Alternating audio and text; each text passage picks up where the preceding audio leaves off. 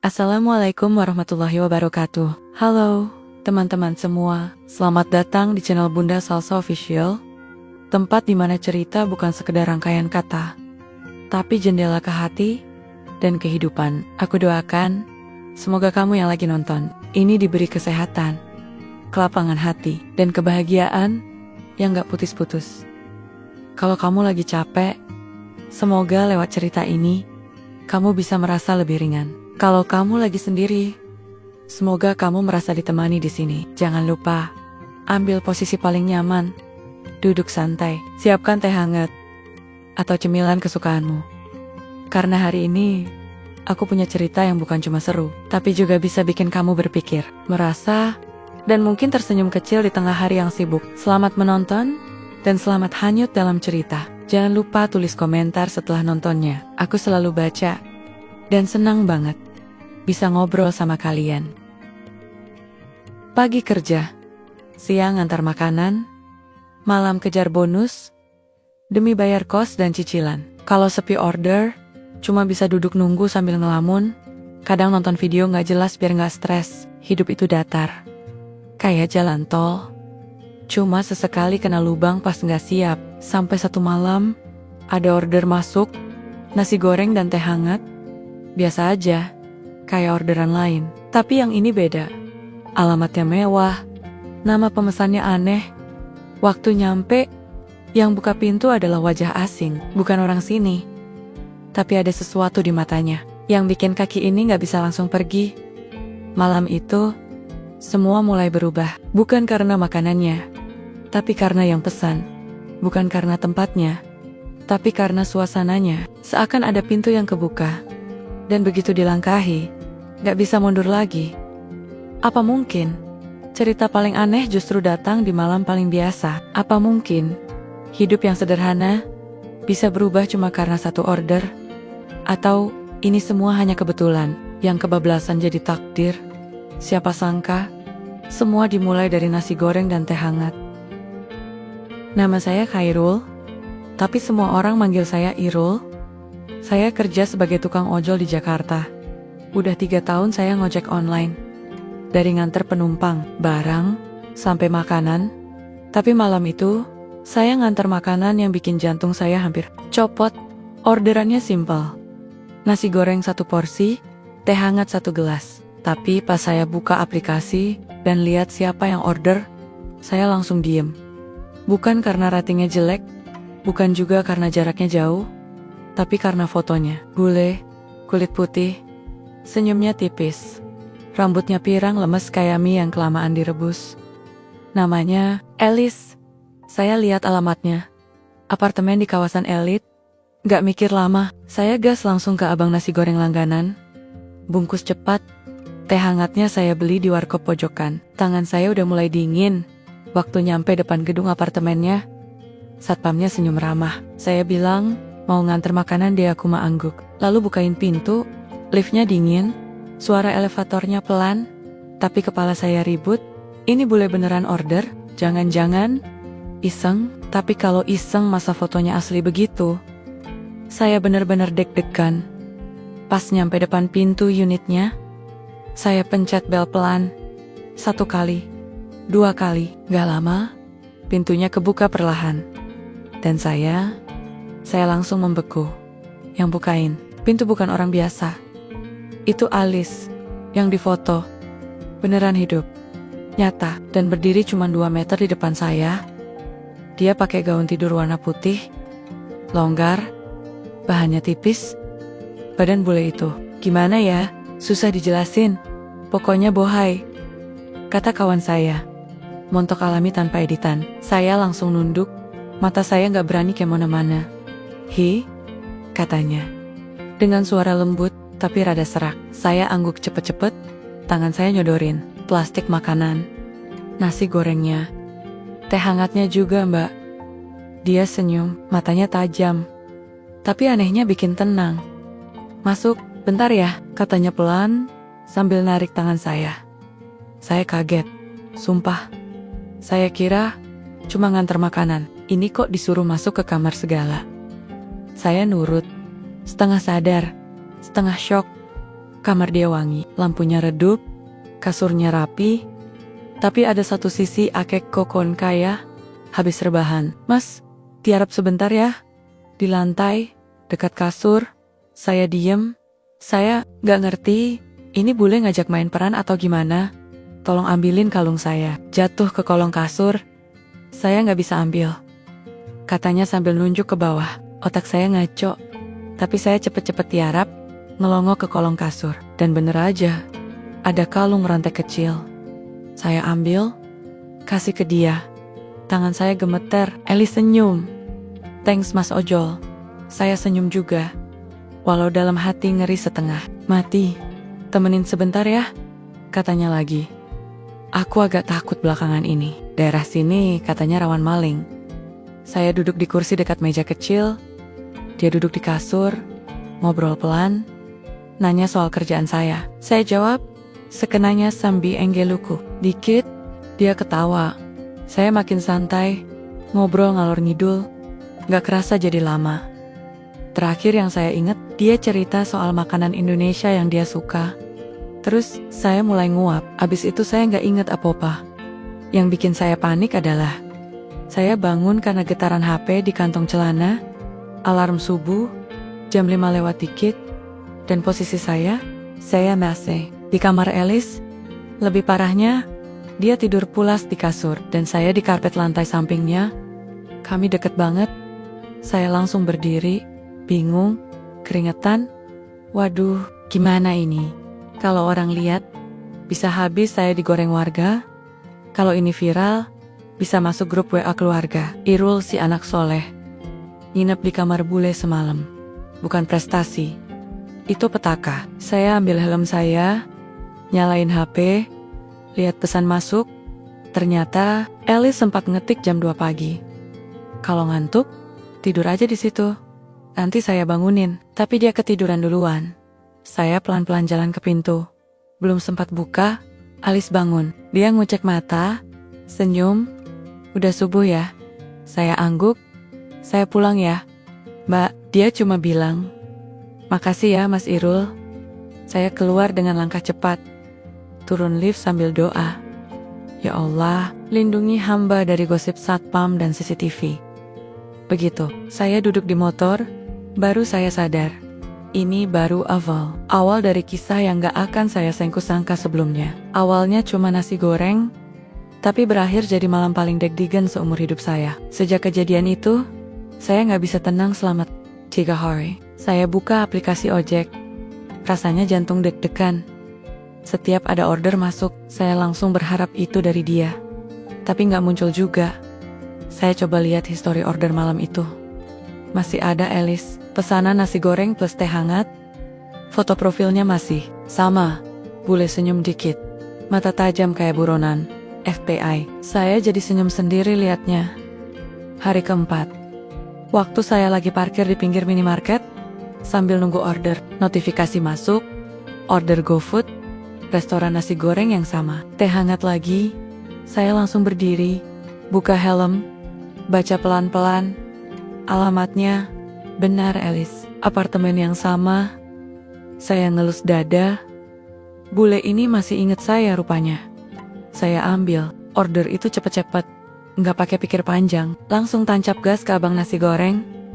Teh hangatnya juga saya bungkus di warkop langganan. Tangan saya dingin lagi. Pas sampai apartemen, satpamnya beda. Satpam lama mungkin cuti karena banyak gosip. Saya cuma bilang, ngantar makanan, atas nama Elis. Satpam itu cek di daftar, lalu angguk dan bukain pintu. Di dalam lift, saya mikir, apa dia masih ingat kejadian saya tidur semalaman di kamarnya? Apa dia marah? Atau malah sengaja ngorder lagi biar ketemu? Saya nggak tahu, tapi saya siap kalau disuruh tiarap lagi. Begitu nyampe depan pintu, saya pencet bel. Sekali, 2 kali, gak lama, pintunya kebuka, dan dia muncul lagi, Elis, dengan gaya santainya. Tapi kali ini dia pakai kaos oblong warna hitam, dan celana pendek, tetap bikin jantung saya kebat-kebit. Halo Mas Irul, katanya. Saya kaget dia masih ingat nama saya. Saya senyum. Halo juga, ini pesanan makanannya. Saya nyodorin plastik. Dia terima sambil senyum. Masuk sebentar ya, saya diem. Deg-degan lagi, tapi masuk juga. Kamar masih sama. Wangi vanila, lampunya redup. Ada musik pelan entah lagu apa. Saya duduk di kursi pojok, dia duduk di kasur, buka plastik makanan. Mas Irul udah makan? Belum, jawab saya. Ya udah makan bareng sini. Saya pesannya 2 kok. Saya bengong, baru sadar isinya 2 porsi. Wah, saya kira 1. Dia senyum lagi. Saya nggak mungkin makan 2 porsi, kecuali saya badannya 2 juga. Saya ketawa, kecil. Kalau gitu saya bantuin habisin. Kami makan bareng. Dia cerita soal tempat kerja barunya. Katanya sekarang ngajar bahasa Inggris di salah satu kursus. Saya cuman ngangguk, nggak paham sepenuhnya, tapi pura-pura ngerti. Yang penting saya kelihatan pintar di depan bule. Setelah makan, dia berdiri, terus ngelihat ke arah bawah kasurnya. Mas Irul bisa bantuin nggak? Kayak kemarin. Kalung saya jatuh lagi, saya kaget. Saya tiarap pelan, tapi mata saya curi-curi lihat kakinya yang mulus. Astagfirullah.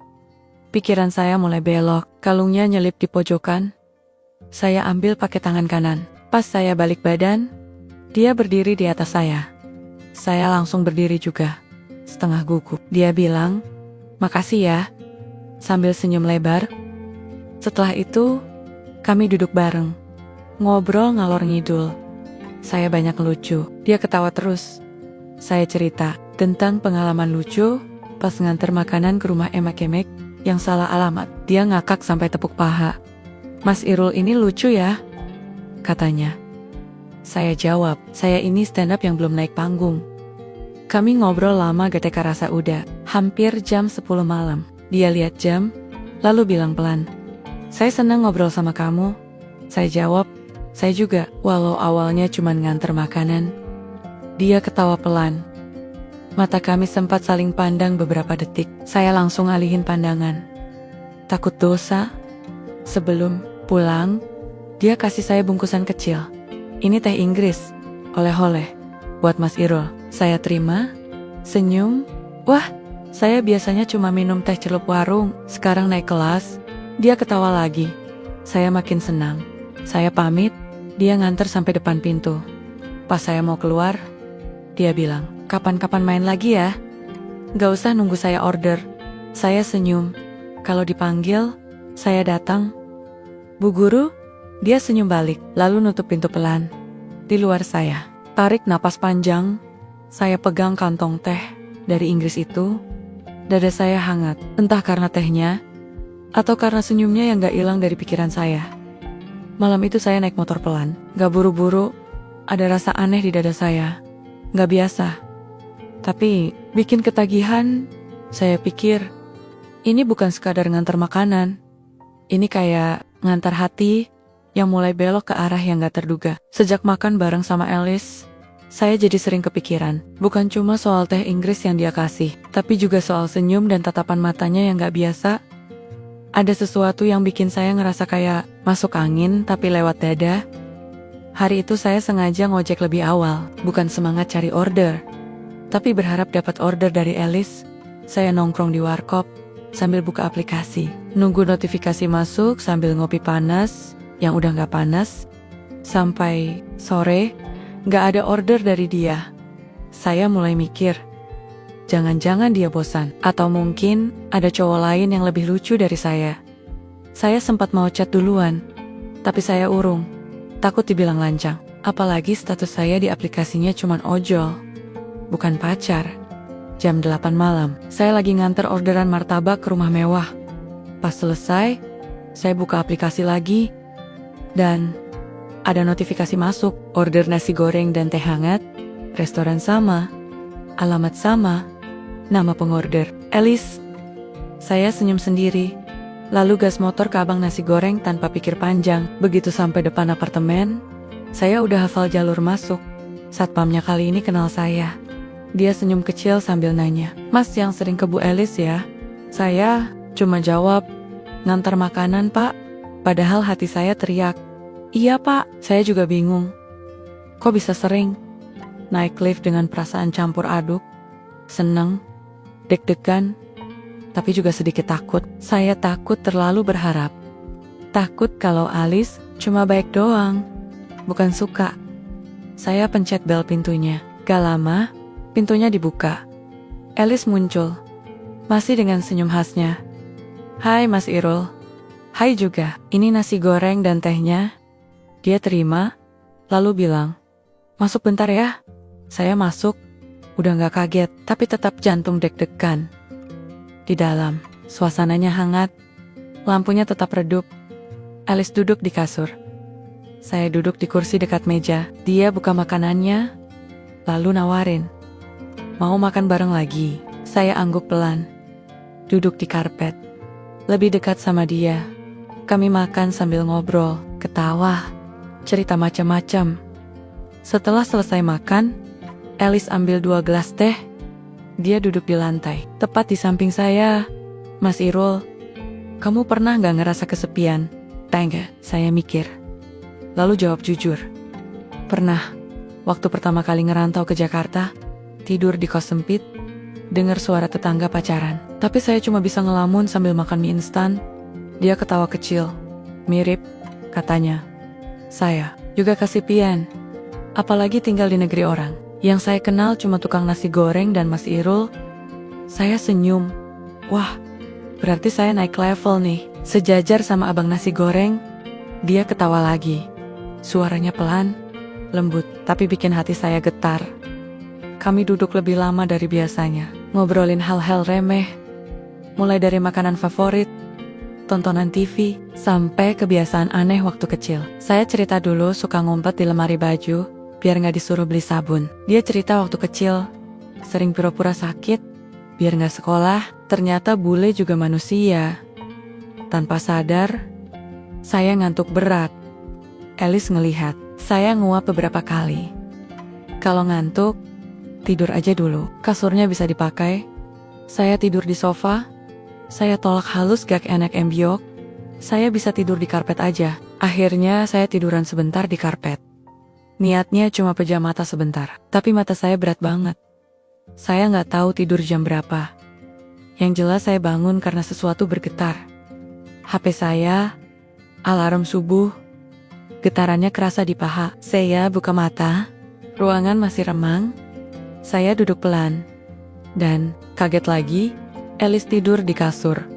Posisinya miring, wajahnya hadap ke saya, cuma berjarak sejengkal dari muka saya. Saya pelan-pelan bangun, lihat jam, hampir jam 5. Saya panik, ini udah 2 kali kejadian tidur di kamar bule.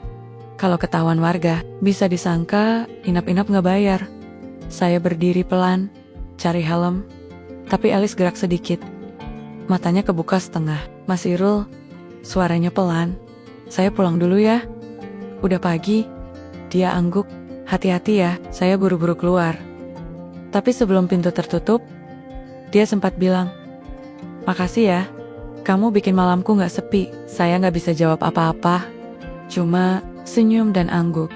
Lalu jalan cepat ke lift. Di jalan pulang saya gak bisa berhenti mikir, ini orang kok makin hari makin bikin saya bingung. Saya ini cuma ojol, kerja bawa makanan, nganter orang. Tapi perasaan saya sekarang kayak diantarkan ke arah yang gak jelas. Malam itu cuma disuruh temenin sebentar, tapi kok rasanya malah sampai bergetar. Setelah malam itu, saya jadi makin sering kepikiran. Tiap buka aplikasi, yang saya harap cuma satu, orderan dari Alice. Tapi 3 hari lewat, gak ada satupun order dari dia. Saya mulai gelisah. Jangan-jangan saya keterlaluan, tidur sembarangan di kamar orang. Atau mungkin, teh hangatnya waktu itu terlalu manis, sampai dia sakit gigi. Saya sempat tanya abang nasi goreng langganannya, "Bang, bule cantik yang suka order nasi goreng, udah lama gak pesan ya?"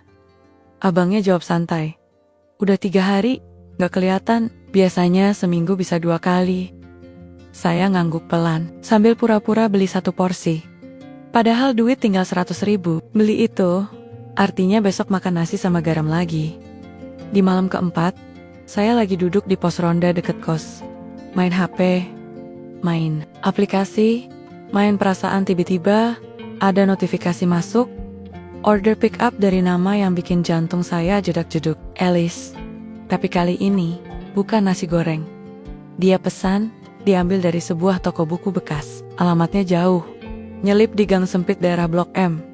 Barangnya cuma satu, katanya titipan kado. Saya langsung tancap gas.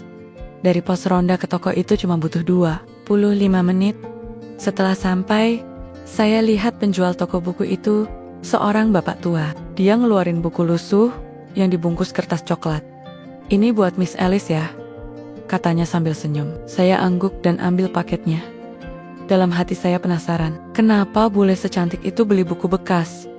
Padahal saya yakin dia sanggup beli toko Gramedia seisi kotanya di perjalanan. Saya sempat berhenti sebentar, lihat isi paketnya.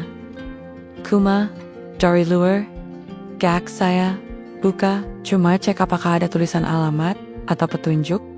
Dan ada tulisan kecil, untuk yang selalu menemani malam sepi. Saya langsung keringetan dingin. Saya sampai di apartemennya jam 9 malam. Kayak biasa, saya disambut senyum. Tapi kali ini wajahnya agak beda, lebih pucat, dan matanya sedikit sembab. "Mas Irul, terima kasih ya." Dia ambil paketnya, lalu duduk di kursi panjang dekat jendela. Saya masih berdiri di depan pintu, ragu mau pamit atau ikut duduk. Akhirnya dia yang ngajak duduk sini dulu. Ya, saya lagi gak enak badan. Saya langsung duduk, gak pakai mikir. Saya tahu saya ojol, bukan perawat.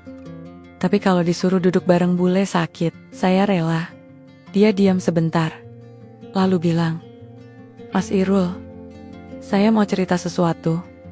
Tapi tolong jangan mikir yang anone ya." Saya angguk pelan, sambil siap-siap jantung. Karena biasanya, kalau orang udah bilang kayak gitu, isinya pasti bikin hidup bergetar. "Sebenarnya saya baru aja putus dari tunangan saya," katanya lirih. "Dia di Inggris, kami LDR lama, tapi akhirnya saya tahu dia selingkuh." Saya nggak tahu harus ngomong apa. Akhirnya saya bilang, "Berarti Mbak Alice sudah jauh lebih baik dari dia, karena masih setia ngorder nasi goreng dari abang yang sama." Dia senyum kecil, walaupun kelihatan matanya berkaca-kaca. "Mas Irul tahu nggak, waktu malam kita makan bareng, saya senang banget," katanya pelan. Karena akhirnya saya nggak merasa sendirian. Saya mulai nggak enak, antara kasihan, senang, sama bingung. Ini situasi yang saya nggak pernah alami sebelumnya. Saya ini cuma tukang ojek. Paling jauh, ngobrol soal tarif, bukan soal perasaan. Alice lalu buka paket bukunya. Isinya novel tua, halaman sudah menguning. Dia kasih ke saya. "Saya suka banget buku ini. Saya mau kasih ke kamu." Saya langsung kaget. "Loh, Mbak, ini kan milik Mbak." Saya nggak enak. Dia senyum. "Nggak apa-apa. Kamu simpan aja. Kamu orang baik." Saya pegang buku itu erat, kayak pegang ijazah. Hati saya hangat, tapi juga bingung. Bingung kenapa bule cantik ini bisa baik sama saya. Saya ini bukan siapa-siapa. Gaji ngepas, motor sering mogok, hidup masih nebeng mimpi. Waktu saya pamit, Alice berdiri, lalu bilang, "Kalau Mas Irul gak sibuk, minggu depan temani saya jalan ya. Saya mau pergi ke tempat sepi." Saya angguk, "Oke Mbak, tapi kalau tempatnya terlalu sepi, nanti saya malah curhat duluan." Dia ketawa kecil, dan saya pulang malam itu sambil mikir keras. Saya pulang bawa satu buku bekas, tapi rasanya kayak bawa sekoper harapan baru. Hari Minggu datang juga. Sesuai janji, saya jemput Alice siang-siang. Dia pakai baju putih lengan panjang, celana jeans biasa, dan sandal jepit. Kalau bukan karena wajah bule dan rambut pirangnya, orang pasti kira dia dosen kampus yang lagi nyari warung pecel. "Ayo Mas Irul, saya udah siap," katanya sambil senyum. Saya langsung grogi, sampai helm saya jatuh waktu mau pasang. Dia ketawa kecil. "Tenang, kita cuma jalan, bukan ke ujian negara." Kami naik motor pelan, jalanan Jakarta sedang lengang. Alice bilang dia ingin ke tempat sepi, yang ada suara airnya dan banyak angin, katanya. Saya mikir sebentar, lalu arahkan motor ke arah Setu Babakan. Di sana banyak pohon, banyak air, dan gak terlalu ramai kalau bukan hari libur nasional. Jelas saya. Alice cuma angguk. Rambutnya berkibar, helmnya agak miring, Tapi dia tetap senyum sampai di situ. Kami duduk di bawah pohon besar. Saya beli 2 es kelapa muda. Yang satunya pakai sedotan 2. Karena sedotan satunya patah, Alice bilang, "Saya suka tempat seperti ini. Bukan mall, bukan restoran mahal, cuma sederhana." Saya senyum sambil mikir, ini cewek cantik kok sederhana banget. Jangan-jangan dia, malaikat nyamar. Kami ngobrol panjang. Dari buku sampai nasi goreng. Alice cerita soal keluarganya di Inggris. Soal masa kecilnya yang sering pindah-pindah. Saya jarang punya teman lama. Makanya saya senang waktu bisa ngobrol sama Mas Irul. Rasanya nyaman. Katanya pelan. Saya nggak tahu harus jawab apa. Saya buka cerita soal mak saya di kampung. Soal bapak saya yang dulu sopir angkot. Dan soal kenapa saya jadi ojol. Bukan karena nggak punya cita-cita, tapi karena harus cepat kerja dan bantu adik-adik. Alice mendengarkan semua dengan serius. Matanya sesekali berkosyok-kokah. Lalu dia pegang tangan saya sebentar. Mas Irul itu kuat ya, hidupnya nggak gampang, tapi bisa tetap ketawa. Saya cuma angguk. Padahal dalam hati, mewek. Kami jalan di tepi danau. Sesekali kaki kami nyentuh air. Ada anak kecil yang lari-lari. Ada tukang cilok yang lewat. Semua terasa ringan. Tiba-tiba Alice berhenti, lalu duduk di batu pinggir danau. Dia diam sebentar, lalu berkata, "Mas Irul, saya sebenarnya sedang mikir banyak hal akhir-akhir ini." Saya ikut duduk. Tentang mantan itu, dia geleng. "Bukan, tentang saya sendiri." Dia menatap danau, lalu berkata pelan, "Saya datang ke Indonesia untuk kerja dan menenangkan diri. Tapi ternyata saya malah menemukan hal yang lebih dari itu." Saya bingung maksudnya. "Maksud Mbak Alice?" Dia menoleh ke saya. "Mas Irul tahu nggak, kadang kita bisa nyaman sama orang yang nggak kita rencanakan. Nggak selevel, nggak sejalan, tapi terasa pas." Saya langsung keringetan. Saya ini cuma tukang ojek, dan dia bule. Dari keluarga berada. Saya nyaris bilang, "Saya nggak pantas Mbak." Tapi dia lebih dulu bicara. "Mas Irul nggak usah jawab sekarang. Saya cuma mau bilang terima kasih. Karena kamu selalu hadir di saat saya butuh teman." Saya diam, sambil memandangi danau yang tenang. Dalam hati saya bilang, kalau saya boleh jujur, "Mbak, saya juga senang banget bisa dekat sama Mbak." Tapi tentu saja, nggak saya ucapkan. Saya masih sadar posisi saya. Dan saya juga masih nyicil motor. Sebelum pulang, Alice beli 2 bungkus cilok. 1 buat dimakan di jalan, 1 lagi katanya mau disimpan di kulkas. Biar saya ingat, hari ini kita pernah jalan bareng, makan cilok, dan ketawa bareng. Katanya sambil senyum. Saya antar dia pulang saat matahari mulai turun. Di jalan, dia minta diputar musik dangdut dari HP saya. Saya nyalain lagu Via Valen. Alice nyanyi pelan dengan aksen bule yang lucu. Dan saya hampir salah belok karena nggak kuat nahan ketawa. Sampai di apartemen, dia turun sambil bilang, "Terima kasih Mas Irul. Hari ini saya nggak merasa kesepian." Saya jawab singkat, "Saya juga Mbak." Malam itu saya tidur sambil peluk helm. Karena helm itu tadi dipakai bule cantik sepanjang hari, dan sampai sekarang, helm itu belum saya cuci. Hari itu saya baru selesai narik dari jam 6 pagi. Cuaca mendung sejak subuh, penumpang sepi, dan orderan makanan lebih banyak yang batal. Saya ngaso sebentar di warung mie rebus deket pom bensin. Baru duduk, HP saya bunyi. Pesan masuk dari Alice. "Mas Irul, kamu sibuk gak malam ini? Saya ingin makan Indomie bareng kamu. Kalau bisa, dan saya traktir." Saya baca 2 kali, terus minum teh anget yang udah dingin. Perasaan saya campur aduk. Ada seneng, ada panik, ada juga yang nyangkut di dada. Bukan masuk angin, tapi rasa yang belum bisa saya jelasin. Malamnya saya ke apartemen. Alice, dia udah nunggu di bawah. Bawa tas kecil dan jas hujan. "Mau kemana? Kita cari Indomie paling enak se-Jakarta." Katanya semangat. Saya bawa ke warung Indomie favorit saya di daerah Kalibata. Namanya Warung Bunarti.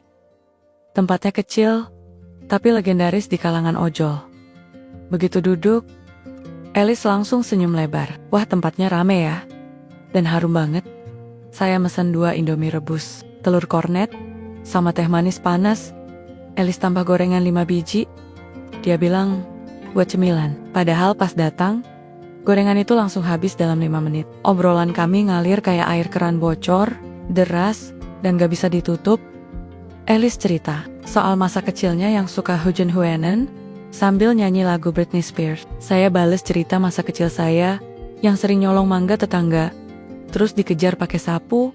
Alice ketawa ngakak sampai sendoknya jatuh ke lantai. Di tengah obrolan, tiba-tiba dia nanya, "Mas Irul, kamu pernah suka sama orang yang kamu pikir nggak akan pernah kamu miliki?" Saya terdiam. Sendok saya berhenti di tengah mangkok. Saya jawab pelan, "Sering, Mbak. Malah kadang tiap hari saya mikir kayak gitu." Dia menatap saya serius.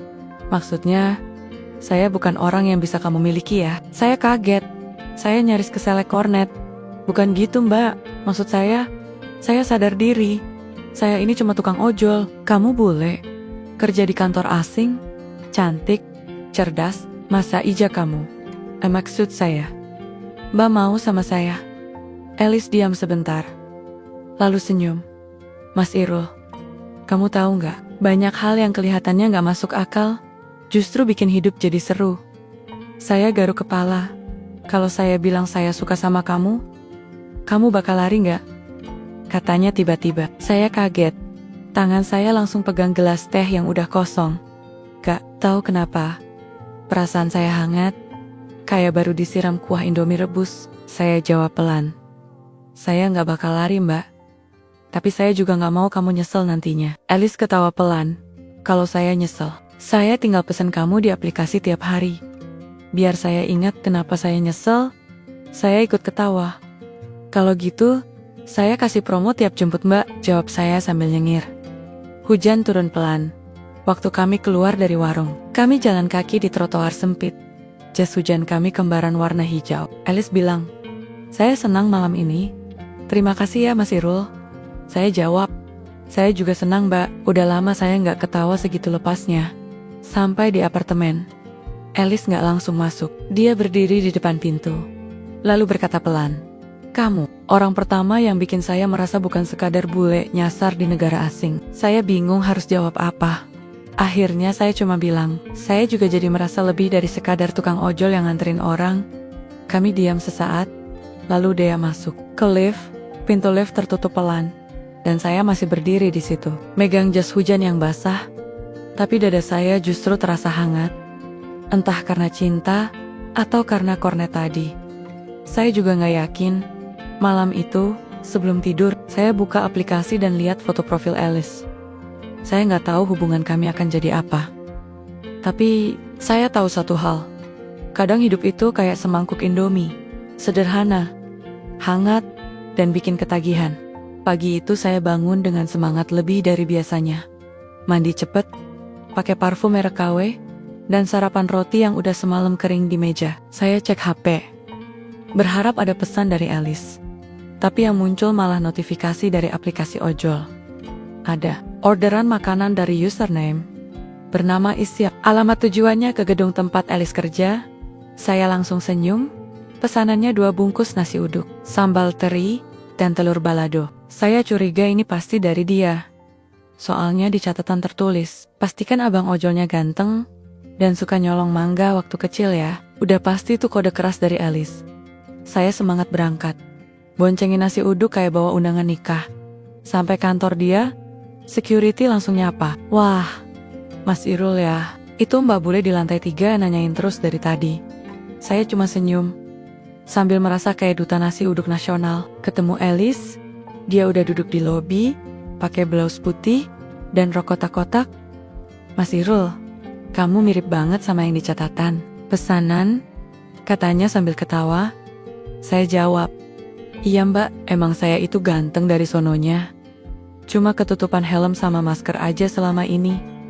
Alice ketawa ngakak. Nasi uduk pun mendarat mulus di meja kecil di sebelahnya. Kami makan bareng di taman belakang kantor. Angin sejuk, suara burung dan bau sambal teri bertebaran. Alice cerita soal kerjaannya yang lagi banyak drama. Manajer saya itu suka ngatur, tapi gak mau diatur. Kayak nasi tanpa kuah, kering dan keras, katanya sambil ngunyah telur. Saya cuma angguk-angguk sambil ngunyah juga. "Tenang aja Mbak, Biasanya, yang suka ngatur itu takut diatur hatinya. Makanya galak, kayak sayur asem basi. Elis, ketawa lagi. Mas Irul, kamu tuh cocok jadi motivator tukang sayur. Tapi suasana adem itu gak lama. Tiba-tiba, HP saya bunyi. Ada notifikasi orderan yang masuk. Tapi anehnya, muncul 5 orderan sekaligus dari akun berbeda-beda. Dan semuanya nyuruh saya kirim makanan ke alamat yang sama. Alamatnya kosong. Rumah tua yang udah gak ditinggalin orang, saya langsung curiga. Ini pasti orderan fiktif. Dan tujuannya jelas. Buat ngabisin waktu saya lihat histori aplikasi. Ternyata akun-akun itu baru dibuat pagi tadi. Saya lapor ke CS, sambil pelan-pelan mulai merasa ada yang gak beres. Pas saya cerita ke Elis, dia langsung, "Serius, kamu yakin itu bukan sabotase?" Saya geleng. Tapi siapa juga yang iseng sama saya? Saya ini kan cuma tukang ojol, bukan calon presiden. Elis diam sebentar, lalu buka ponselnya. Beberapa menit kemudian, dia tampak kaget. "Mas Irul, kamu tahu nama Lutfi?" Saya coba ingat. Itu nama cowok yang waktu itu marah-marah di kafe saat saya jemput Elis. "Tahu. Kenapa, Mbak?" Elis nunjukin layar ponselnya. Dia kerja di bagian IT kantor saya. Dan tadi saya lihat dia buka aplikasi driver pakai laptopnya. Saya langsung paham. Mungkin Lutfi gak suka saya deketin Elis. Makanya dia isengin saya pakai orderan fiktif. Saya gak tahu harus marah atau ketawa. Gak nyangka tukang ojol kayak saya bisa punya musuh cemburu kelas Said. Elis nafas panjang. "Aku akan lapor ke HR soal ini. Kalau benar dia yang bikin orderan fiktif, itu pelanggaran berat." Saya buru-buru tahan. "Jangan, Mbak, nanti saya malah dikira mancing masalah." Tapi Elis ngotot. "Kamu gak salah. Irul dan saya gak mau kamu dirugikan karena urusan bodoh kayak begini." Akhirnya kami sepakat untuk biarin dulu. Saya pulang dengan perasaan campur aduk. Antara seneng karena Elis belain saya, tapi juga was-was karena urusan makin ribet. Di jalan, saya mikir, mungkin cinta itu kayak orderan fiktif juga, datang tiba-tiba, bikin bingung.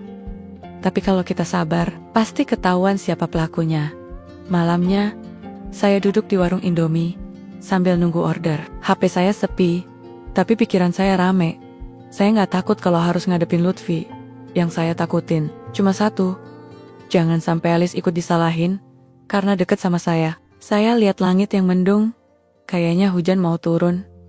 Tapi gak apa-apa, karena hati saya lagi hangat. Hangat bukan karena teh hangat, tapi karena seseorang yang namanya masih saya simpan baik-baik di daftar favorit dan di dalam dada saya. Besok paginya, saya bangun dengan kepala berat. Malamnya, saya susah tidur, bukan karena nyamuk atau kipas angin rusak, tapi karena pikiran saya yang muter-muter kayak roda motor yang gak pernah diservis. Saya coba ngelawak sendiri. Kalau tukang ojol bisa mikir sampai gak bisa tidur, berarti udah naik level. Level khawatir karena perasaan, bukan cuma karena rating bintang. Pagi itu saya niat ngojol seperti biasa, tapi tiba-tiba HP saya bunyi. Bukan dari aplikasi, tapi dari nomor tak dikenal. Begitu saya angkat, suara di seberang terdengar pelan tapi dingin. "Mas Irul, tolong jauhi Elis." Saya diam, nunggu dia lanjut. "Kami tahu kamu sering ketemu dia. Kami tahu kamu pernah datang ke kantornya. Kamu bukan siapa-siapa. Jangan ganggu hidup orang lain." Klik, telepon langsung dimatikan.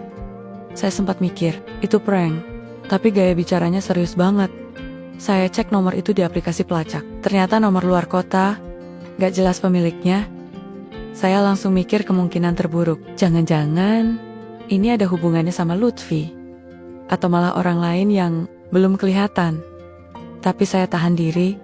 Saya gak mau ngadu dulu ke Elis. Hari itu saya fokus ngojol. Tapi jujur aja, semangat saya turun. Setiap dapat order, saya jadi parno. Takut pelanggan itu bagian dari ancaman yang nyamar. Sore hari, saya dapat order jemput di mall. Pas saya sampai, yang muncul justru Elis. Dia senyum dan langsung duduk di boncengan saya. "Mas Irul, hari ini kita kencan ya. Saya udah stres di kantor." Katanya ringan. Saya nyengir, "Iya Mbak, tapi jangan marah. Kalau nanti dibawa ke angkringan ya, soalnya saldo dompet digital saya nyisa buat bensin doang. Alice ketawa, dan kami meluncur ke taman kota yang adem dan gak rame. Di sana kami duduk di bawah pohon besar. Ada abang cilok lewat, langsung kami panggil. Alice suka cilok. Dan itu cukup aneh buat bule, tapi saya gak protes. Malah seneng Mas Irul, saya tadi habis debat sama manajer soal kerjaan.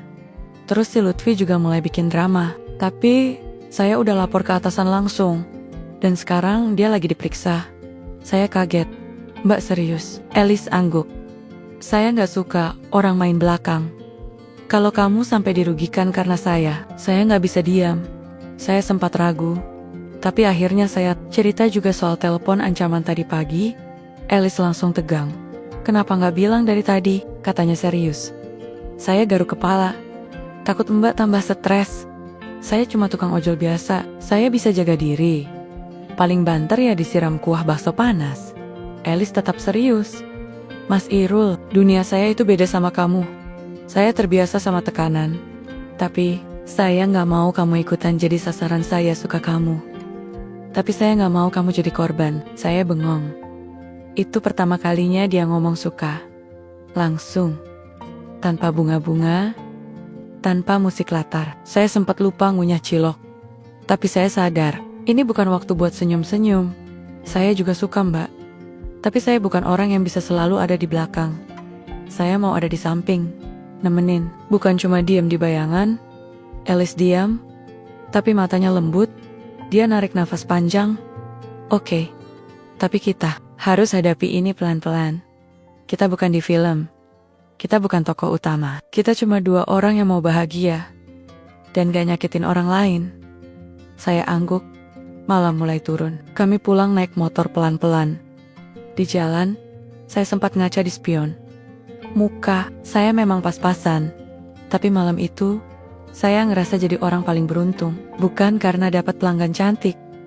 Tapi karena ada orang yang mau jalan bareng. Meski jalannya naik motor tua, dan berhenti tiap ngelewatin polisi tidur. Malam itu saya tidur lebih tenang. Meski gak ada AC, meski suara kucing ribut di atap. Tapi hati saya adem. Karena buat pertama kalinya dalam hidup, saya gak cuma diingat karena kirim nasi goreng. Tapi karena keberanian buat menyayangi orang lain. Dan buat saya, itu cukup. Dari balik helm setengah terbuka, lelaki berjaket hijau itu melirik spion motornya. Ada sesuatu yang berbeda dari penumpangnya malam ini. Biasanya penumpang bule hanya diam, pasrah selama perjalanan, lalu turun sambil bilang thank you. Tapi yang ini malah sibuk mengomentari apapun yang dilihat di jalan. Dari tukang tambal ban yang tiduran di terpal plastik, sampai tiang listrik yang miring sedikit. Semua dikomentari. Semua bikin dia senyum-senyum sendiri. Itu kucingnya duduk di atas motor, kata suara perempuan dari belakang sambil menunjuk. Wah iya bu, mungkin lagi bengong mikirin cicilan. Jawabnya sambil tetap fokus ke jalan. Yang di belakang langsung ngakak. Lucu kamu, katanya. Serius, kamu harus punya podcast. Ojol itu cuman ketawa kecil. Podcast, apa? Ngomong sama siapa? Lah ngomong sama mamang warung aja kadang suka salah topik. Motor mereka melaju pelan. Di sepanjang jalan. Sabang, malam makin larut. Tapi keramaian belum benar-benar habis. Lampu neon dari warung tenda, aroma sate ayam, dan suara anak nongkrong masih mendominasi udara malam. Ini kota gak pernah tidur ya, kata si bule sambil menengadah ke langit. Iya, kayak mantan saya bu, bikin saya susah tidur, celetuknya. Tawa lagi. Dan kali ini lebih keras, sampai penjual ketoprak di pinggir jalan ikut melirik. Motor akhirnya berhenti di depan sebuah gedung tua, 3 lantai, tampak seperti kos-kosan atau kantor lama. Sebuel turun, lalu berdiri diam di depan pagar kecil berkarat. Ini bukan rumah saya, katanya tiba-tiba. Loh, si ojol ikut bingung. Terus ini siapa yang order kesini bu? Dia membuka aplikasinya. Dan ternyata alamatnya benar, tapi yang bikin aneh, nama pemesan bukan nama si bule, ada nama lain yang asing. Ini siapa bu? Teman ibu, tanyanya pelan. Wajah si bule langsung berubah. Bukan takut, tapi tegang. Matanya menatap pintu pagar lama itu, seolah ada sesuatu di balik pagar yang tidak seharusnya dia lihat malam-malam. Begini. Enggak, saya cuma pengen lihat tempat ini, katanya akhirnya. Si ojol menelan ludah. Situasi jadi agak horor, apalagi angin malam mulai dingin. Daun pohon di pinggir jalan bergoyang pelan, seolah ikut menahan napas. Ibu mau saya temenin? Tawarnya pelan. Boleh, tapi jangan bilang siapa-siapa ya, kata si bule sambil masuk pelan-pelan ke halaman rumah. Mereka berdiri di depan jendela kecil. Lampu di dalam rumah mati, tapi ada suara samar-samar, seperti suara radio atau rekaman tua. Si ojol mulai merasa salah kostum. Kenapa juga dia tadi sok-sokan nawarin temenin, harusnya langsung balik, ngopi, dan tidur. Tapi sekarang malah berdiri di halaman rumah orang, sama bule misterius, dengerin suara aneh dari jendela. Ini tempat saya dulu tinggal, bisek say bule. Dia menoleh cepat. Ibu pernah tinggal di sini, perempuan itu mengangguk. Tapi cuma sebentar. Waktu saya baru sampai Indonesia, ada banyak kenangan. Gak semuanya enak, si ojol terdiam. Mau komentar takut salah, mau kabur juga malu. Akhirnya dia cuma berdiri di situ, sambil mendengarkan suara di dalam rumah. Sekilas seperti suara orang tua sedang bercerita, tapi tidak jelas apa isinya. Lalu si bule mundur pelan. Oke, cukup, katanya.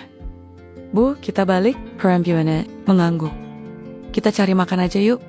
Saya traktir, tapi yang murah aja ya. Saya suka tempat-tempat yang ada kecoa di bawah meja. Si ojol langsung nyengir. Wah, cocok bu, warung langganan saya ada bonus lalat juga. Dan begitulah, malam yang awalnya hanya antar makanan berubah jadi perjalanan aneh, tapi bikin hati hangat.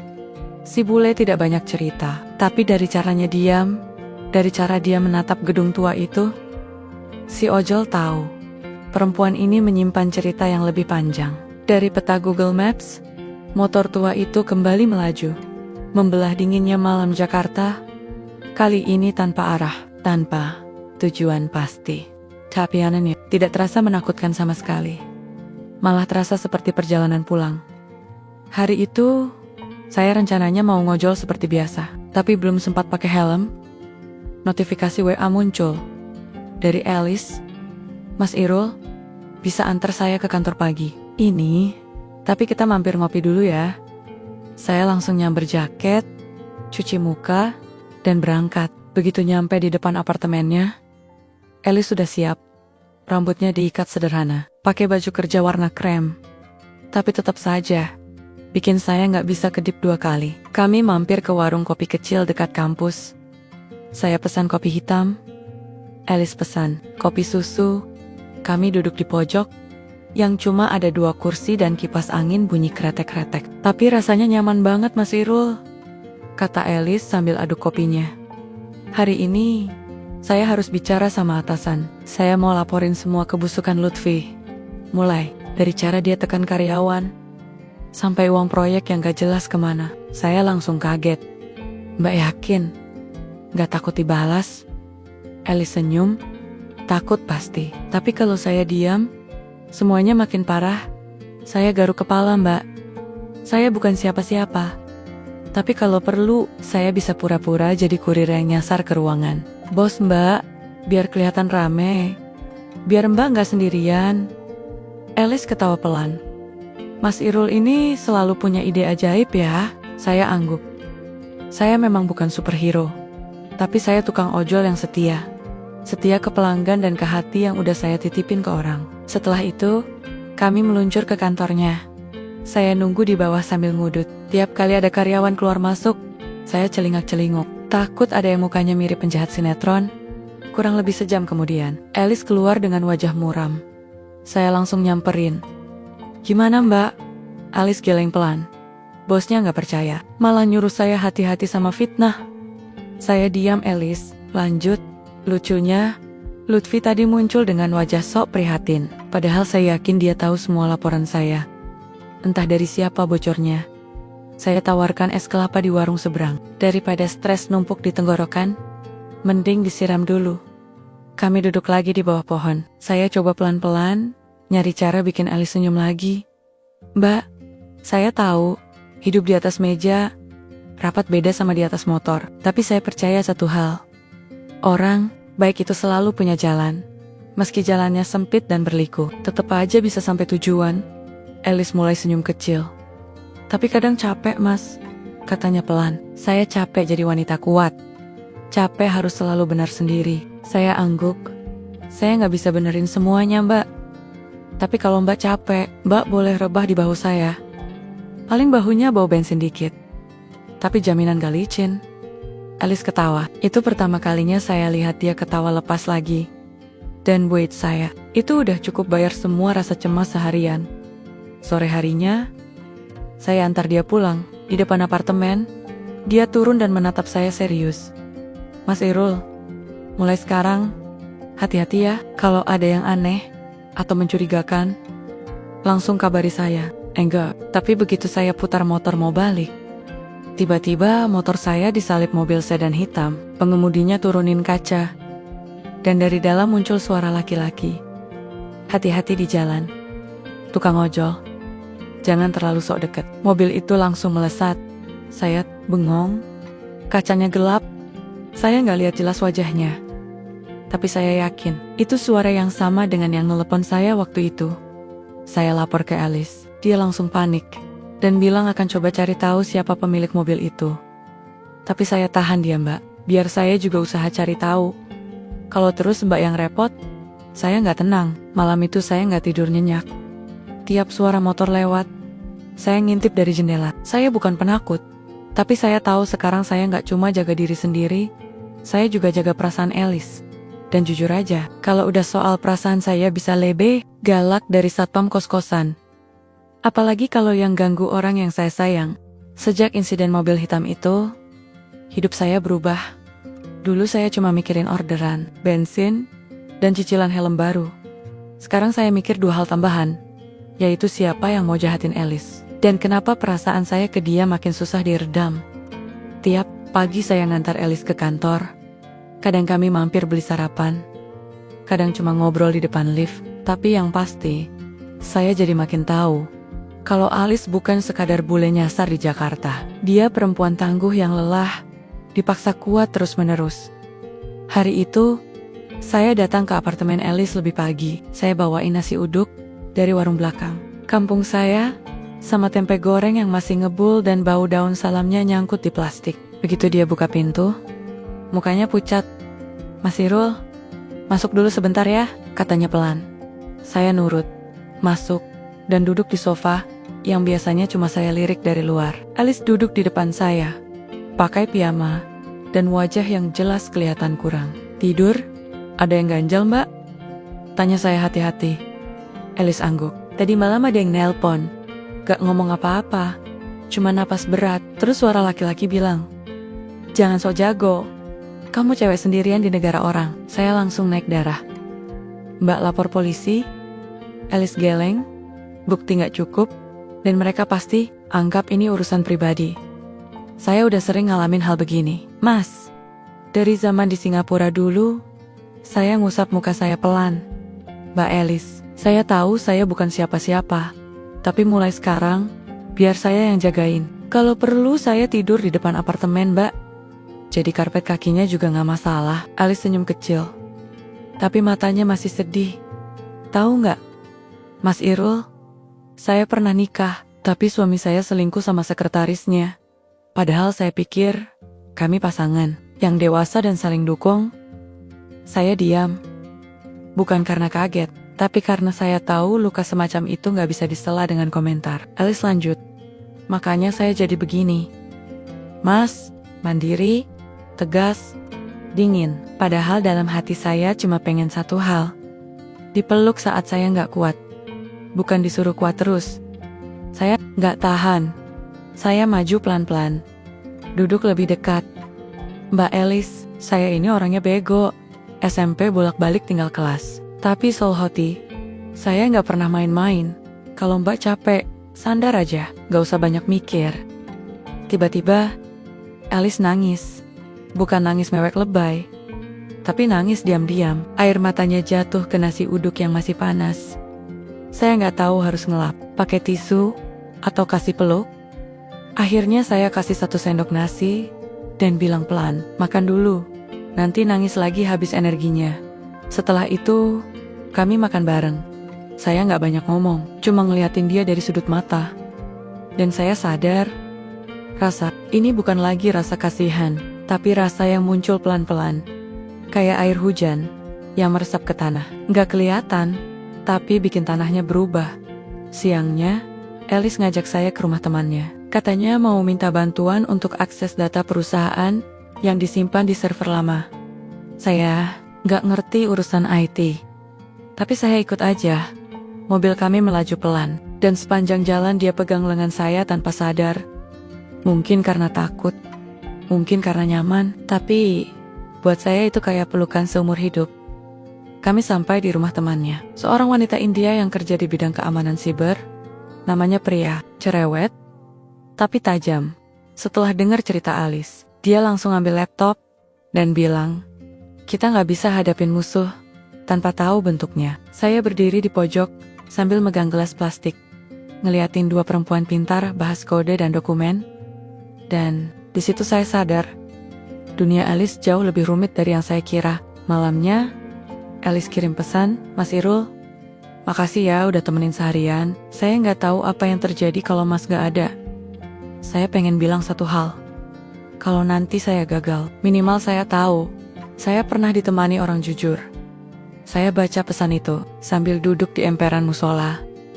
Dan saya balas, Mbak, saya nggak pernah janji bisa bantu Mbak menang, tapi saya janji gak akan ninggalin.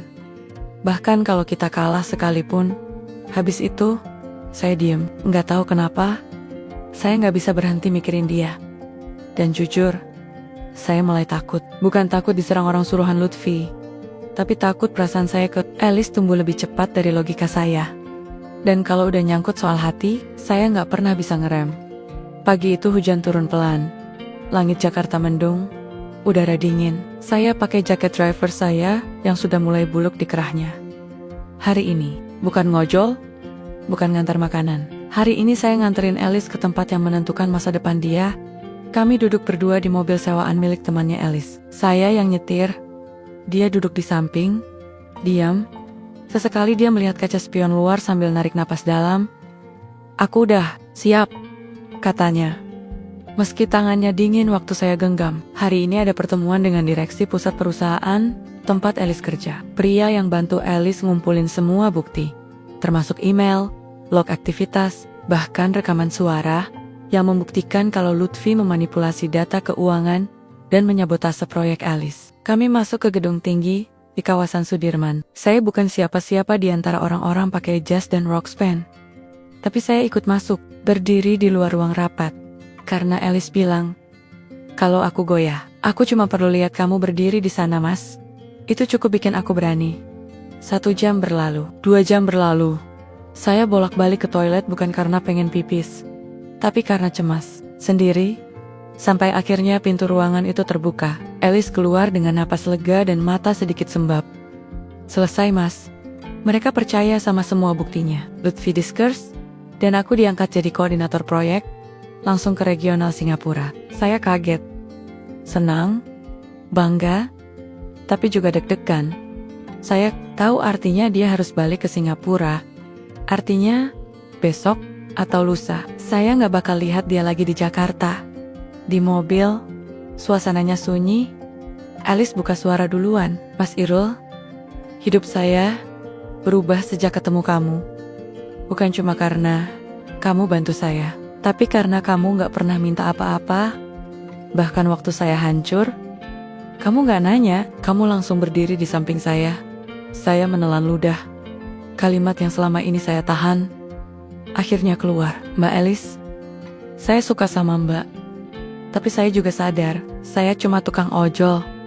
Hidup saya masih jungkir balik. Saya gak bisa janjiin mobil mewah atau apartemen. Tapi saya bisa janjiin satu hal. Saya gak akan ninggalin. Kalau Mbak jatuh, saya jatuh bareng.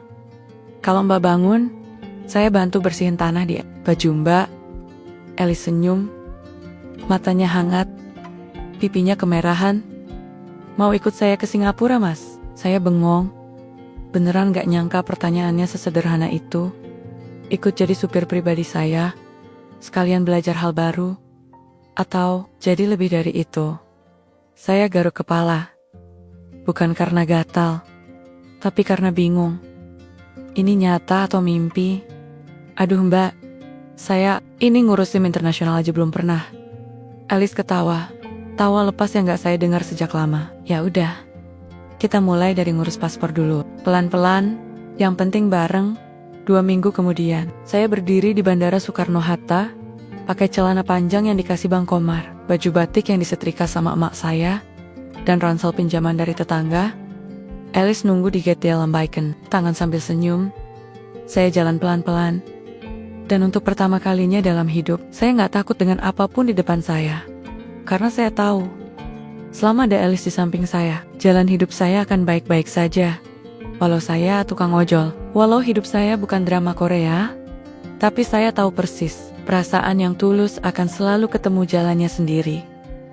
Kami naik pesawat, bukan sebagai 2 orang asing, tapi sebagai 2 orang yang saling percaya, dan ingin memulai hidup baru. Dan itulah awal dari kisah saya, Hairul, si tukang ojol, yang gak sengaja nemu cinta sejati, di balik orderan nasi goreng, dan teh hangat.